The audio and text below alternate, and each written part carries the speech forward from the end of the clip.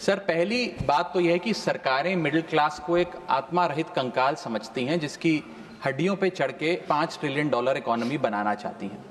Sir, इस देश का मिडिल क्लास कमर तोड़ मेहनत करता है, लेकिन इस मेहनत के बावजूद मिडिल क्लास गरीब हो रहा है, अमीर नहीं हो रहा। गरीबों के लिए तो अक्सर सब्सिडीज और स्कीम्स लाई जाती हैं जो कि लानी भी चाहिए। अमीरों के लिए production linked incentives, rebate, tax incentives, न जाने क्या क्या लाया जाता है, लेकिन इस देश के मिडिल क्लास को कुछ हासिल नहीं होता। ऐसा लगता है कि सरकारें समझती हैं कि देश के मिडिल क्लास के ना सपने हैं ना अरमान है, लेकिन वो सोने का अंडा देने वाली वो मुर्गी है जिसकी गर्दन जब चाहे मरोड़ के टैक्स वसूल लिया जाए। इसी के चलते सर मैं कहना चाहता हूं कि इस देश में मांग यानी कि डिमांड इसलिए गिर रही है क्योंकि इस देश का मिडिल क्लास सिकुड़ रहा है।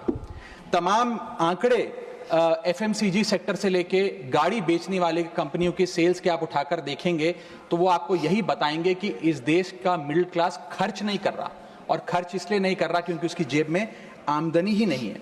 मिडिल क्लास खाली सेंसस के लिए नहीं है सर, उसके भी अपने अरमान हैं, उसके अपने सपने हैं। 1989 में यूनाइटेड स्टेट्स ऑफ अमेरिका में एक पिक्चर बनी थी जिसका नाम था हनी आई श्रंक द किड्स। मुझे लगता है भारत देश